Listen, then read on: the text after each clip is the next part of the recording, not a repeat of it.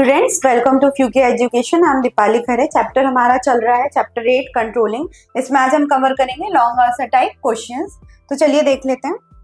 सबसे first question है इसमें नियंत्रण की प्रक्रिया में शामिल विभिन्न चरणों की व्याख्या करें। जो भी स्टेप्स हैं उसकी हमें व्याख्या करना है। तो चलिए देख लेते हैं। सबसे पहले है मानक निर्धारित करना। ठीक है, हम क्या कर रहे हैं, मेजरमेंट सेट कर रहे हैं। मानक मतलब फैक्टर सेट कर रहे हैं। तो इस चरण में हम मानक निर्धारित करते हैं कि ये चीज हम प्लानिंग कर रहे हैं कि हम आउटकम ये अचीव करेंगे। ठीक है, तो मानक की कोई भी हो सकता है। मानक मतलब कोई भी फैक्टर हो सकता है, कोई भी प्लानिंग हो सकती है, कोई भी प्रक्रिया हो सकती है कि ये चीज टारगेट हो सकता है जो हमें अचीव करना है। और बेंचमार्क विकसित करना शामिल है। ठीक है, जिसके आधार पर वास्तविक प्रदर्शन निर्धारित किया जा सकता है। ठीक है, हमने एक मानक सेट किया और फिर जिसके आधार पर हम वास्तविक की हमने क्या सोचा था और क्या पाया उसकी हम तुलना कर सकते हैं।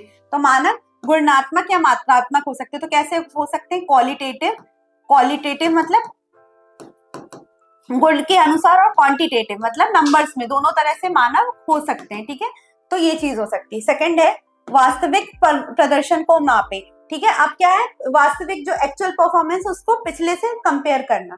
तो मानक निर्धारित करने के बाद अगला चरण गतिविधियों के माध्यम से होने वाले वास्तविक प्रदर्शन को निर्धारित करना है कि जो नेक्स्ट परफॉर्मेंस होगा कि वास्तविक मतलब एक्चुअल परफॉर्मेंस जो हम कर रहे हैं उसको करना है। इन अवलोकन और प्रदर्शन रिपोर्ट के डाटा प्राप्त करने निर्धारित किया जा सकता है। कैसे कर सकते हैं हम, जो डाटा हमारे पास आया या प्रदर्शन परफॉर्मेंस रिपोर्ट आई उसके आधार पर हम कर सकते हैं। तीसरा है प्रदर्शन की तुलना। तो अब जो स्टेप 1 था, स्टेप 2 था, उससे स्टेप 1 की हम तुलना करेंगे। ठीक है, जो हमने मानक निर्धारित किए थे और जो एक्चुअल अचीव किए उनके बीच का ही डिफरेंस है। तो इस चरण में वास्तविक प्रदर्शन की तुलना मानक से की जाएगी। जो एक्चुअल है उससे जो पुराना परफॉर्मेंस है वो हम पास्ट परफॉर्मेंस को कंपेयर करेंगे। ये विचलन निर्धारित करने में मदद करता है। तो कोई भी डिविएशन कमी निकल रही है वो निर्धारित करने में मदद करता है, जो प्रबंधकों को प्रदर्शन का आंकलन करने और आवश्यक कदम उठाने के लिए मार्ग प्रदर्शित करता है। ठीक है, तो जो डिविएशन निकल रहा है उससे हम सुधारात्मक कार्यवाही करते हैं। तो हम यहाँ क्या कर रहे हैं, एक्चुअल कंपैरिजन कर रहे हैं। यहाँ है विचलन का विश्लेषण। अब वो डिविएशन या विचलन किस प्रकार का उसकी डिटेलिंग करना। तो निर्धारित मानकों के साथ वास्तविक प्रदर्शन की तुलना करते समय विचलन होंगे। ठीक है, कुछ ना कुछ डिविएशंस आएंगे। विचलन होंगे मतलब यहाँ डिविएशन आए। जब हमने स्टेप 1 से स्टेप 2 से स्टेप 1 को कंपेयर किया तो कुछ ना कुछ डिविएशंस निकल के आए। ठीक है, जिसको हम बोलते हैं विचलन, इसको हम बोलेंगे डिविएशंस। ठीक है, तुलना करते समय विचलन होंगे।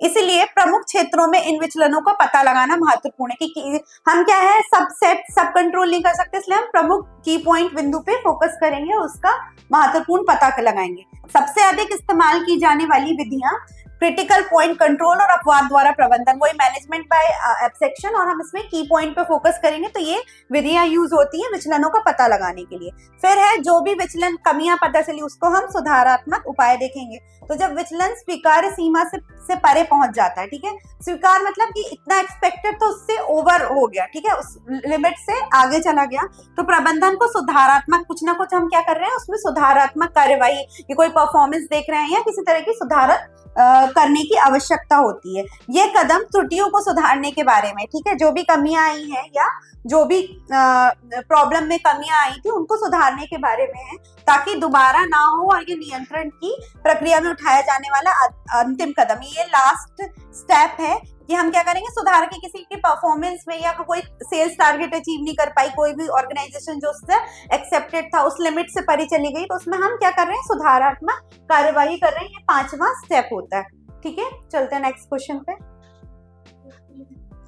प्रबंधकीय नियंत्रण की तकनीकों की व्याख्या कीजिए। ठीक है, मैनेजमेंट कंट्रोलिंग की टेक्निक्स के बारे में बताना है।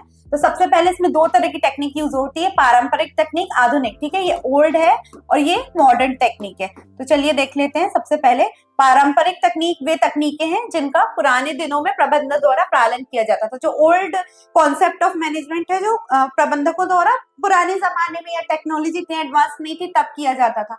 निम्नलिखित तरीके अपनाए जाते थे। कौन से हैं? सबसे पहले व्यक्तिगत अवलोकन। ठीक है, हम क्या है, किसी भी व्यक्ति का पर्सनल एनालिसिस कर रहे हैं, ठीक है, किसी भी व्यक्ति का।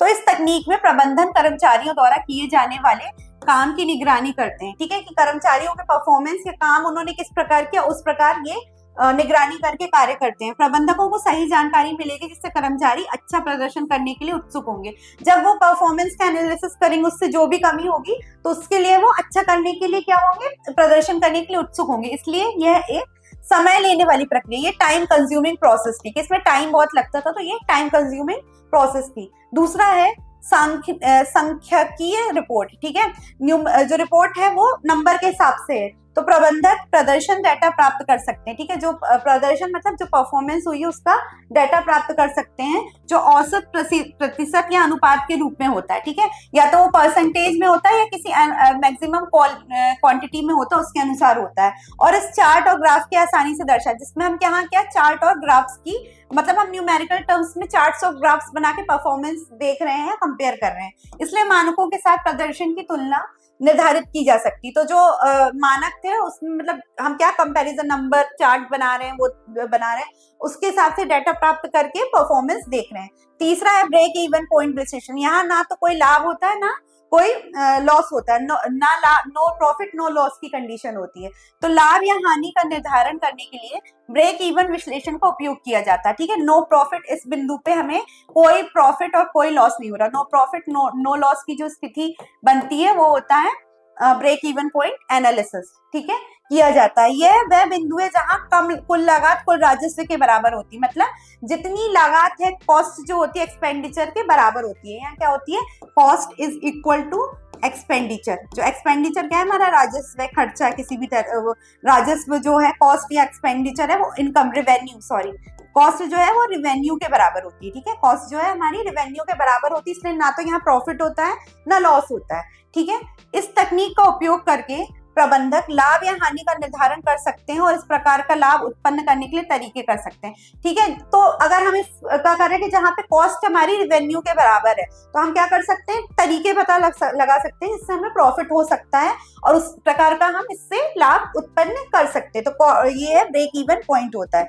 चौथा है बजटीय नियंत्रण, ठीक है, बजट को हम कंट्रोल करके चलें। तो ये ऐसी तकनीक है जिससे भविष्य के व्यावसायिक संचालन को बजट के रूप में निर्धारित किया जा सकता है, ठीक है। भविष्य के लिए हम क्या बजट बना रहे हैं, बजट हम अवलोकन करेंगे, आवंटित करते हैं।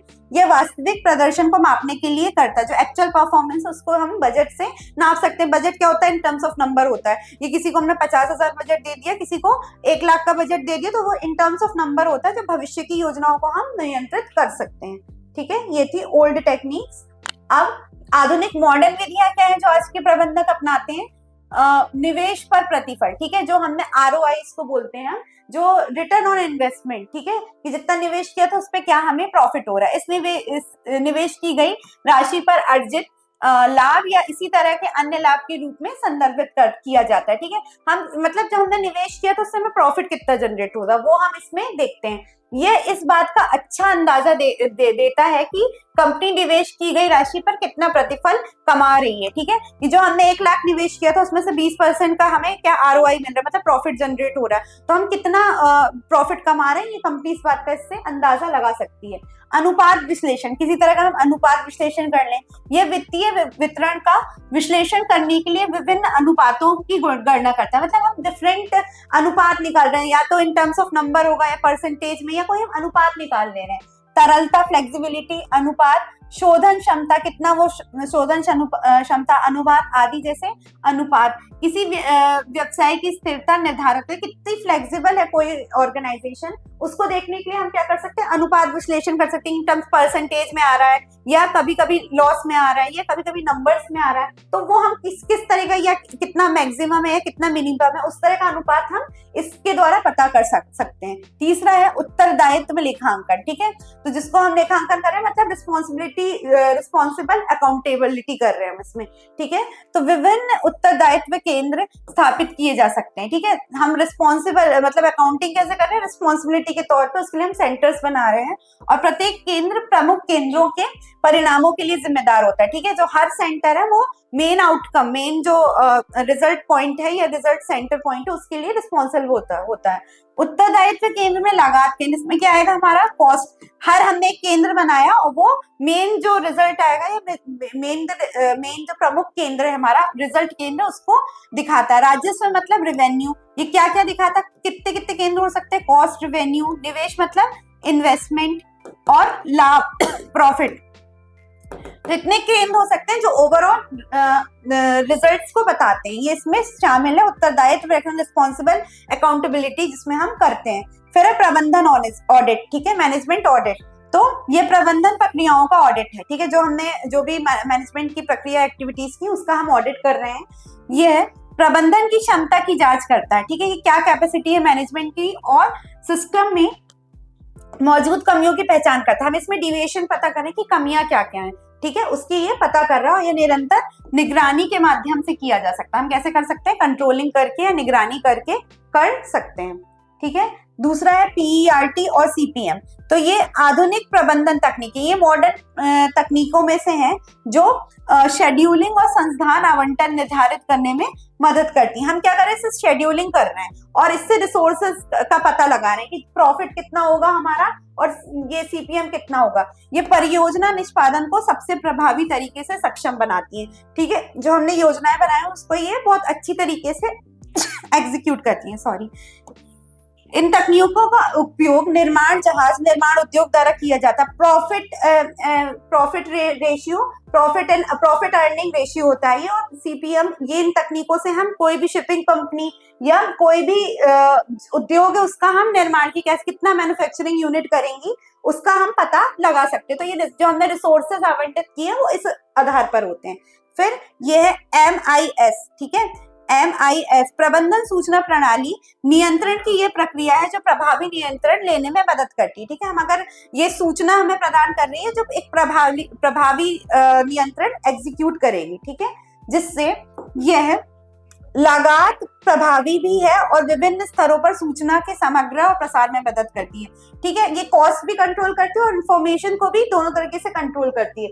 तो AMIS, ठीक है, MIS, ठीक है, मैनेजमेंट इंफॉर्मेशन सिस्टम होता है जिसमें हम इसमें क्या करते हैं, इसका MIS का मतलब है मैनेजमेंट इंफॉर्मेशन सिस्टम, जिसमें हमें सूचना का प्रवाह और कंट्रोल का प्रवाह हम नियंत्रित कर सकते हैं। तो ये मॉडर्न तकनीकें हैं।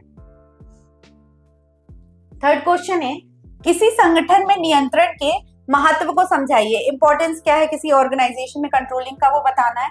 प्रभावी नियंत्रण प्रणाली को लागू करने में संस्थान को किन समस्याओं का सामना करना पड़ता है और प्रॉब्लम्स क्या हैं वो बताना है। तो किसी संगठन में नियंत्रण का महत्व इस प्रकार है, नियंत्रण से संसाधनों का इष्टतम उपयोग और प्रक्रिया में कमियों को ठीक करने में, ठीक है, हम क्या कर रहे हैं? बेस्ट यूज ऑफ रिसोर्सेज, ठीक है, रिसोर्सेज जो संस्थान हमें मिले हैं, कच्चा माल, लेबर, तो उसका हम अच्छी तरीके से उपयोग कर सकते हैं और कमियों को ठीक करने में संगठनात्मक लक्ष्यों को प्राप्त करते हैं। हम इससे ऑर्गेनाइजेशन जो ऑब्जेक्ट्स हैं या जो लक्ष्य हैं वो प्राप्त कर सकते हैं। दूसरा है, ये प्रबंधन द्वारा निर्धारित मानकों की सटीकता निर्धारित करने में मदद करता है, ठीक है। जो हमने प्लानिंग में मानक सेट किए थे उनकी सटीकता की किस तरीके से होना चाहिए वो बताता है। ये बदलती व्यावसायिक आवश्यकताओं के अनुसार मानकों की समीक्षा करने में मदद करता है। जो भी चैलेंजेस आ रहे हैं या चेंजेस आ रहे हैं तो उसका भी उन पहचान करने में ये मदद करता है। तीसरा है, इससे कर्मचारियों को प्रेरित होने में मदद मिलती है। इससे क्या एम्प्लॉयज मोटिवेट हो रहे हैं क्योंकि उन्हें पता होता है कि प्रबंधन उनसे क्या अपेक्षा करता है। हर एम्प्लॉय को पता है कि मैनेजमेंट क्या अपेक्षा कर रहा है, कि उनको क्या कार्य करना है, किस तरीके से करना है, कैसा उनका परफॉर्मेंस होना चाहिए। तो इसमें कर्मचारी प्रेरणा हमें प्राप्त होती है। चौथा है, ये संगठन में व्यवस्था और अनुशासन को बढ़ावा देकर प्रभावी निर्णय लेने में सक्षम है, ठीक है। इससे क्या है, व्यवस्था, डिसिप्लिन बनी रहती है, मैनेजमेंट, लोग टाइम पे आ रहे हैं, टाइम पे कार्य कर रहे हैं, व्यवस्था और मैनेजमेंट बनी रहती है। पांचवा है, ये कर्मचारियों विभागों के बीच समन्वय में सुधार करता है, ठीक है। कर्मचारियों और डिपार्टमेंट्स के बीच में बेहतर कोऑर्डिनेशन बनाता है जिससे संगठन की उत्पादकता मदद मिलती है, जिससे बेहतर प्रोडक्शन करने में मदद मिलती है। तो ये महत्व था। चलिए देखते हैं नेक्स्ट स्लाइड में कि प्रबंधन के लिए नियंत्रण प्रभावी है लेकिन संगठनों के सामने कुछ समस्याएं हैं। अब समस्याएं देख लेते हैं किस प्रकार की हैं। मानकों को सेट गुणात्मक और मात्रात्मक दोनों दृष्टियों से निर्धारित नहीं किया जा सकता। कुछ मानक, कुछ फैक्टर्स ऐसे हैं जिसको क्वालिटेटिव और क्वांटिटेटिव दोनों तरीके से नहीं कर सकते। कुछ मानव ऐसे होते हैं जो दोनों तरह से, मतलब गुणात्मक मतलब गुणों के हिसाब से और नंबर के तौर पे नहीं किया जा सकता, क्योंकि गुणात्मक दृष्टि से नियंत्रण कम प्रभावी हो सकता है, ठीक है। अगर हम गुणात्मक क्वालिटेटिव क्वांटिटेटिव कर रहे हैं, क्वालिटेटिव कर रहे हैं गुण के हिसाब से, जैसे मानसिक सेटिस्फेक्शन ले रहे हैं, तो उससे क्या है, हम नियंत्रण प्रणाली खो देते हैं। वही हम मैनेजमेंट बाय एक्सेप्शन में देखा था। दूसरा है व्यावसायिक वातावरण में बदलते कारकों को परिणाम स्वरूप संगठन में नियंत्रण तंत्र में परिवर्तन होता है। ठीक है, तो जो वातावरण है, बिजनेस एनवायरनमेंट है, उसमें क्या है कि जो भी फैक्टर्स बदल रहे हैं उसका क्या रिजल्ट निकलता है कि नियंत्रण तंत्र में परिवर्तन होता है। ठीक है, जैसे टेक्नोलॉजी चेंज हो गई या बजट चेंज हो गया या किसी तरह का आर्थिक चेंज हो गया, तो वो उसका भी नियंत्रण प्रणाली पे असर पड़ेगा।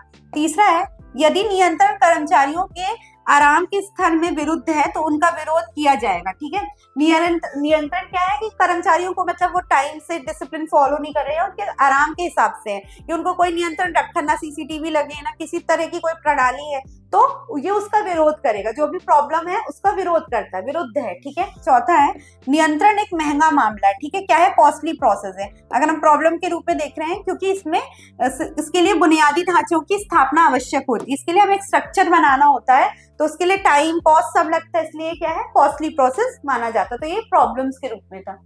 चलते हैं नेक्स्ट स्लाइड पे।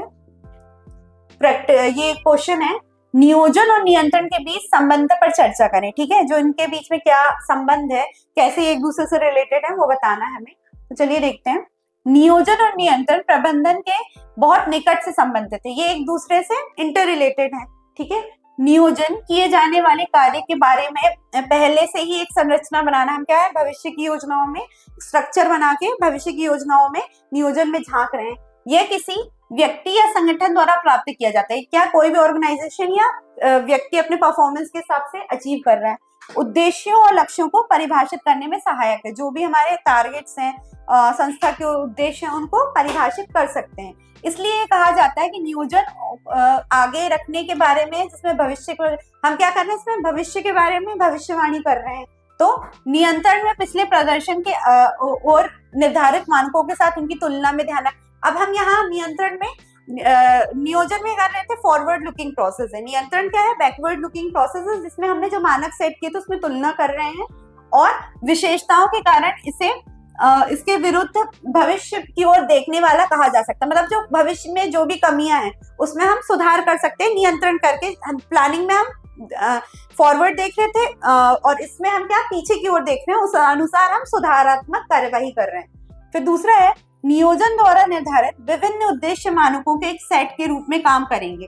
ठीक है, जो भी हमने नियोजन क्या कर रहे हैं, निर्धारित जो उद्देश्य था वो एक फैक्टर्स के रूप में काम करेंगे, जिसके आधार पर प्रदर्शन निर्धारित किया जाएगा, जिसके आधार पर हम एक्चुअल परफॉर्मेंस नाप सकते हैं। यदि कोई मानक और उद्देश्य मौजूद नहीं है, ठीक है, कोई फैक्टर या कोई ऑब्जेक्ट ही नहीं है, तो कोई नियंत्रण आवश्यक नहीं है। अगर जब हमने सेट ही नहीं किया, मानक ही नहीं सेट किया, तो हम अचीव क्या करेंगे, तो उसके लिए नियंत्रण की आवश्यकता ही नहीं है। इसी तरह बिना नियंत्रण के नियोजन करने से भी कोई काम की निगरानी नहीं की जाती। जब हमने नियोजन किया, नियोजन था तभी हमने नियंत्रण कर पाया। बिना नियंत्रण और बिना नियोजन के नियंत्रण का कोई उद्देश्य ही नहीं है, तो कोई काम हम क्या निगरानी करेंगे जिससे अकुशलता और उत्पादकता में कमी आएगी। ठीक है, जैसे प्रोडक्टिविटी, मतलब हम परफॉर्मेंस क्या नापेंगे, जब हमने नियोजन किया ही नहीं तो हम नियंत्रण में क्या मापेंगे और उससे हम क्या प्रोडक्शन की मतलब जो भी प्रोडक्शन कैपेबिलिटी है किसी पर्सन की, वो हम नहीं नाप पाएंगे। तो नियोजन और नियंत्रण एक दूसरे के पूरक है, मतलब इंटर रिलेटेड है, एक दूसरे को पूरा कर रहे हैं। पूरक है मतलब एक दूसरे को ही सहायक है और पूरा कर रहे हैं। लेकिन ये सभी कथन आंशिक रूप से सही है, ये कैसा, पार्शियल रूप से सही है, क्योंकि नियोजन पिछली अनुभवों और बेहतर प्रदर्शन के आधार पर है। नियोजन क्या था कि जो हमने पास्ट एक्सपीरियंस थे या अनुभव थे उसके आधार पे है किया जाता है। ठीक है, नियोजन जो हमने किया था कि हमने जब पिछली प्लानिंग की थी, अब हम क्या चाहते हैं उसमें कुछ कमियां थी तो हम बेस्ट प्लानिंग करें। इसी तरह नियंत्रण, हालांकि पिछले प्रदर्शन को देखना है, इसमें भी हम क्या पास्ट परफॉर्मेंस को देख रहे हैं, इसका उद्देश्य भविष्य के प्रदर्शन को बेहतर बनाना है। ठीक है, लेकिन हम क्या कर रहे हैं, भविष्य, यहाँ नियोजन में हम क्या कर रहे थे, भविष्य की योजनाओं में झांक रहे थे। नियंत्रण में हम क्या कर रहे हैं, एक्चुअल परफॉर्मेंस देख के उसको पास्ट परफॉर्मेंस से कंपेयर करके जो भी कमियां आ रही उससे भविष्य बेहतर बना रहे हैं। इसीलिए ये कहा जा सकता है कि नियोजन और नियंत्रण दोनों ही आगे और पीछे देखने की वाले कार्य हैं और संगठन की दृष्टिकोण में महत्वपूर्ण है। इसीलिए ये क्या है, नियोजन भविष्य की ओर देखने का, नियोजन वापस नियोजन की तरफ, नियंत्रण वापस नियोजन की ओर देखने की प्रक्रिया, जिसमें हम सुधारात्मक कुछ कार्यवाही कर रहे थे परफॉर्मेंस के मानकों के अनुसार। ठीक है, चलते हैं नेक्स्ट स्लाइड पे। फिफ्थ क्वेश्चन है, प्रैक्टिकल सॉर्ट ऑफ क्वेश्चन है। श्री शांतनु एक प्रतिष्ठित परिधान बनाने वाली कंपनी के मुख्य प्रबंधक है, ठीक है, वो हेड प्रबंधक है, हेड मैनेजर है। उन्होंने प्रोडक्शन मैनेजर को बुलाया और उसे अपने विभाग से संबंधित सभी गतिविधियां और निरंतर सतत निगरानी रखने को, उन्होंने एक प्रोडक्शन जो विभाग के हेड थे उनको बुलाया और उनको अपने विभाग में जो उनके डिपार्टमेंट जो भी एक्टिविटीज हैं उनको निरंतर और सतत निगरानी रखने के लिए दिया, ताकि सब कुछ तय योजना के अनुसार हो, जो प्लान्स थे उसके अनुसार कार्य हो। इसलिए उन्होंने प्रोडक्शन मैनेजर को अपने डिपार्टमेंट में निगरानी रखने के लिए कहा। साथ ही उन्होंने चीफ मैनेजर ने प्रोडक्शन मैनेजर को संगठन में सभी कर्मचारियों के प्रदर्शन पर नजर रखने का सुझाव दिया। इसके साथ ही चीफ मैनेजर थे उन्होंने प्रोडक्शन मैनेजर में सारे जो कर्मचारी उनकी परफॉर्मेंस पे निगरानी रखने का सुझाव दिया, ताकि लक्ष्यों को, जो भी ऑब्जेक्ट्स हैं उसको हम कैपेबिलिटी के साथ अचीव कर सकें। तो अब हमें बताना है तो उपयुक्त स्थिति में नियंत्रण की किन्हीं दो विशेषताओं का वर्णन करें, ठीक है, लक्ष्योन्मुख, सतता और सहायक, कोई भी दो, मतलब हमें 2 कंडीशन बतानी है जो इंपॉर्टेंस या स्पेशलिटी बता रही है कंट्रोलिंग की, और नियंत्रण के महत्व में कोई 5 बिंदु समझाएं, ठीक है। तो 5 बिंदुओं को समझाना। सबसे पहला क्वेश्चन है, नियंत्रण की निम्नलिखित 2 विशेषताएं यहाँ रेखांकित की गई हैं, ठीक है। जो 2 स्पेशलिटीज हैं वो है कार्य की प्रगति पर कड़ी नजर रखना, ठीक है, कितना कार्य हुआ है, कितना करवाना है, किस व्यक्ति से करवाना है, और कुछ कमी हो रही है तो उस पर हम निगरानी रख सकते हैं, तथा संगठन के लक्ष्यों को प्राप्त करने की दिशा में लगातार काम करते रहना, ठीक है। जो प्रगति मतलब कहाँ तक कार्य पहुंचा, और अगर कुछ रुका हुआ तो उस कार्य को करवाना, और जो लक्ष्य उन्मुख मतलब ये एक लक्ष्य उन्मुख दृष्टिकोण है कि लक्ष्यों के अनुसार जो भी टारगेट था ऑर्गेनाइजेशन का वो अचीव करने में ये मदद कर रही है। दूसरा है, नियंत्रण एक व्यापक कार्य है जिसे किसी भी स्तर, प्रभाग या विभाग के प्रबंधकों द्वारा किया जाता है, चाहे वो अपर लेवल का हो, चाहे मिडिल हो, चाहे लोअर लेवल का मैनेजमेंट में निचले स्तर का हो, हर प्रबंधक के द्वारा ये नियंत्रण, क्योंकि नियंत्रण प्रक्रिया छूटी तो हम कुछ रिजल्ट आउटकम अचीव क्या हुआ उसका पता नहीं लगा पाएंगे। तो ये क्या है, व्यापक कार्य जिसे हर लेवल के द्वारा किया जाना है। नेक्स्ट चलते हैं। अब इसमें नियंत्रण के बिंदु निम्नलिखित हैं, ठीक है, जो इन्होंने इस क्वेश्चन में पूछा था, नियंत्रण के महत्व के 5 बिंदु बताइए, तो ये हैं, इस प्रकार हैं। नियंत्रण ने संसाधनों के इष्टतम उपयोग और प्रक्रिया में कमियों को ठीक करने में संगठनात्मक लक्ष्यों को प्राप्त करने में मदद मिलती। हम कम से कम लागत में संस्थानों का उपयोग करके ज्यादा से ज्यादा प्रोडक्शन करें तो ये समय और लागत दोनों बचती है, तो ये संगठन को इस तरीके से मदद करता है। दूसरा है, ये प्रबंधन द्वारा निर्धारित मानकों की सटीकता निर्धारित करने में मदद करता है, ठीक है, क्या मानक है उसको कितना मिनिमम होगा, कितना मैक्सिमम होगा, कितना मिनिमम और कितना मैक्सिमम होना चाहिए, ये सटीकता निर्धारित करने में ये मदद करता है, ठीक है, क्या प्रबंधन हमारा, ठीक है। ये बदलती व्यावसायिक आवश्यकताओं के अनुसार मानकों की समीक्षा करता है, जैसे कोई भी चेंज आ रहा है, चैलेंज आ रहा है, तो जो भी बजट बदला या टैक्स स्ट्रक्चर बदल गया हमारा, तो उस पे भी हम नियंत्रण पे कंट्रोल पड़ा, उस हिसाब से टैक्स योजना आई, तो जो भी बदलता परिवेश है उसके अनुसार ये मानकों को, कि भाई बजट बदला या टैक्स पे चीजें वो महंगी हो गई तो हमें किस अनुसार बजट लेके चलना, उसकी समीक्षा करने में ये हमें मदद करता है। तीसरा है, इससे कर्मचारी को प्रेरित होने में मदद करती है, मोटिवेट होते हैं, जो हमारे एम्प्लॉयज हैं वो क्या होते हैं, मोटिवेट होते हैं, क्योंकि उन्हें पता होता है कि प्रबंधन उनसे क्या चाहता है, वो क्या अपेक्षा कर रहा है, कि किस तरह का कार्य प्रबंधन चाहता है, उस हिसाब से वो कार्य करेंगे और उस हिसाब से प्रेरणा उन्हें मिलती है, ठीक है, क्योंकि हम किसी को कंट्रोल कर रहे हैं तो उसके परफॉर्मेंस पे ही असर पड़ेगा। चौथा है, ये संगठन में व्यवस्था और अनुशासन को बढ़ावा देता है, ठीक है, ये यहाँ मैनेजमेंट और डिसिप्लिन मतलब मैनेजमेंट बना के रखता है कि हर तरह की व्यवस्था और डिसिप्लिन मतलब टाइम से लोग आ रहे हैं, कार्य कर रहे हैं, एक प्रणाली जो टारगेट है वो टाइम से फॉलो कर रहे हैं, जो भी उसके रूल्स नियम है उसका डिसिप्लिन बनाने में ये प्रभावी निर्णय लेने में सक्षम होता है, ठीक है, मदद करता है या आवश्यक है, सक्षम बनाता है, ठीक है, कि टाइमली डिसिप्लिन की हर किसी पे कंट्रोल है तो टाइमली काम होंगे, टाइमली डिसीजन लेने में मदद करेगा। फिफ्थ है, ये कर्मचारियों और विभागों के बीच समन्वय में सुधार करता है, कोऑर्डिनेशन बना के चलता है, ठीक है, जो समन्वय उनके बीच में हो रहा है उसमें सुधार कर रहा है, जिससे संगठन की उत्पादकता में मदद मिलती है, जिससे हमारी प्रोडक्टिविटी बढ़ रही है। क्या प्रोडक्टिविटी, कि जब प्रोडक्टिविटी मतलब समन्वय अच्छा होगा, बातचीत अच्छी हो रही है, कोऑर्डिनेशन प्रॉपर हो रहा है, तो ज्यादा कार्य कर रहे हैं, जिससे हमारी सीधे उत्पादकता में ज्यादा सुधार हो रहा है, किसी भी तरह की कमी दूर हो रही है, तो ये प्रोडक्शन को बढ़ाता है समन्वय करके, ठीक है। समन्वय हर स्तर पे होता है, उच्च से निचले स्तर तक। तो ये इसके 5 बिंदु थे। So thank you very much for watching. अगर आपको वीडियो पसंद आया हो, लाइक करें, शेयर करें, सब्सक्राइब करें, कमेंट करके बताएं कि आप हमारे साथ आगे क्या देखना चाहेंगे, और जुड़े रहें इसी प्रकार। Thank you so much.